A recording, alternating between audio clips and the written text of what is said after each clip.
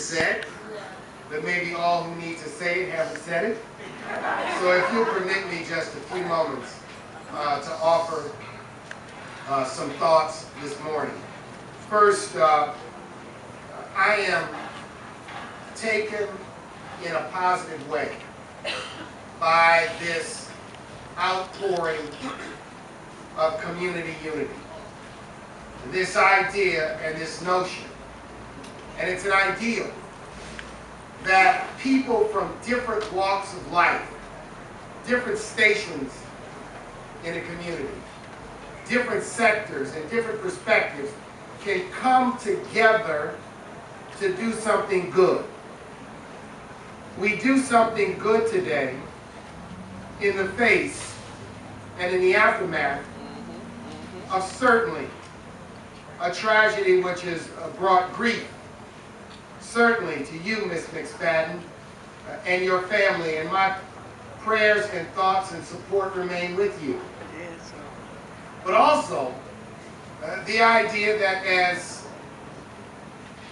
the pastor said, what happened almost a year ago didn't create but exposed. Yeah. Exposed a set of conditions and a problem, ladies and gentlemen, that is not unique to Ferguson, metropolitan St. Louis, but which is part of the experience of men and women in inner city communities all across this nation. Yeah.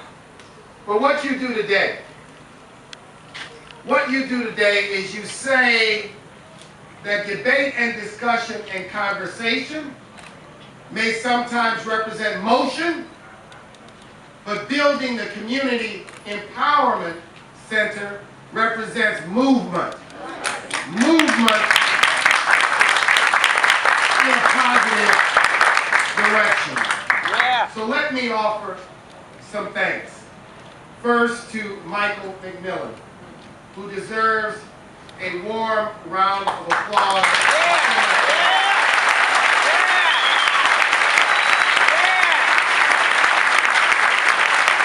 Michael and I believe, spoke on August 9th or 10th, immediately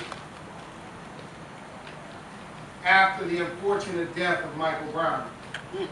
And Michael has ably and aptly not filled shoes, but stood on the shoulders of Jim Buford.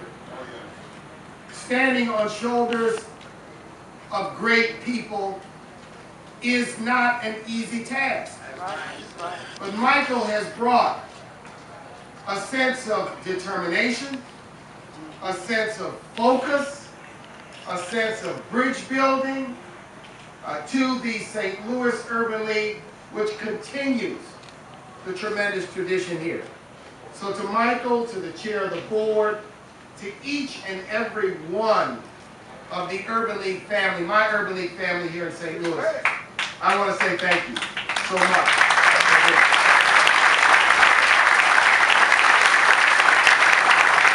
Now, Keith Williamson said, and Keith did one great job representing Michael Nat'l. And I will report to Michael Nat'l, Keith, that you did an excellent job. But you didn't do as good a job as if Michael were here, representing himself. But I want to thank Michael, who is the chair, and who has stepped up to chair the National Urban League Board of Trustees and the Centene organization for all of their support, not only today, but throughout the years for the Urban League movement. And certainly I cannot not mention with great fondness Andy Taylor, the Taylor family, and the Enterprise Rent-A-Car family, because Andy was on the board that, along with Jim Buford, that hired me. I had 2 locked votes from St. Louis. And I want to thank them for their generous philanthropy, and all of the organizations who've given time, who've given money to make this Community Empowerment Center a reality. Now I look forward to coming back on the day of the ribbon cutting. All right. And Brother Kwame, you got a clock that's going to start running, and I expect you to meet that clock and meet Michael's budget as we build this center. But let me also offer these thoughts. Today is about 3 words. First, it's about building. It's about building not only this center, but also about helping to rebuild and build the lives of young men. Yeah.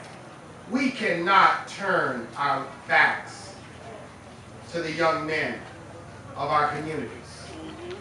And we cannot let yesterday define what we're going to do tomorrow. That's right. All right. The second word this is about is the idea of healing.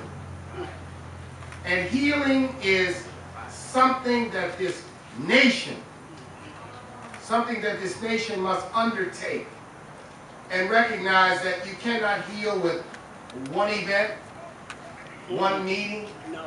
one conference, one strategic plan, one rally, one board meeting, one set of conversations.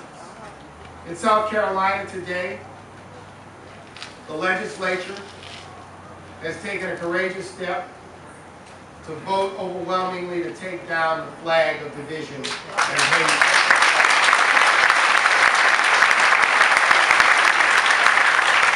And at 4 o'clock today, Governor Haley will sign that law, and 1 hour later, that flag will indeed come down. Healing requires many things, and in this community, your presence today for this event, I hope, encourage, and pray, is just an example of how this community can, Michael, and must work together in the 21st century as we redefine the future of this great nation. The third word is believe. See, we have to believe in these young men. Mr. Ruffin. Right. We have to believe.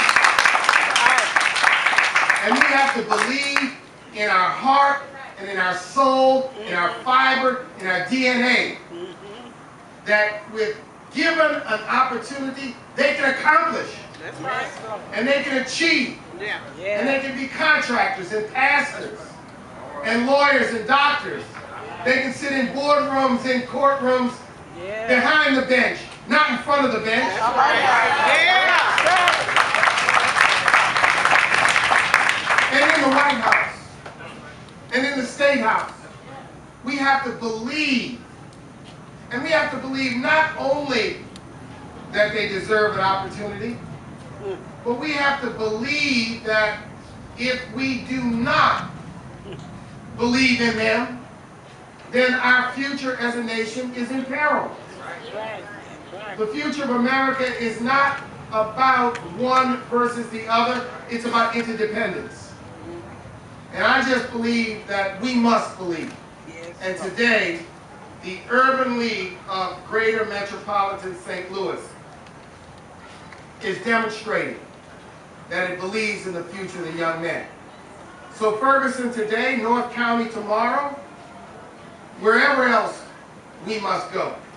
We must go to build, to heal, and to believe. So let's turn this dirt. Let's break this ground. Let's start this clock. Yeah. And I'll see you at the ribbon cut.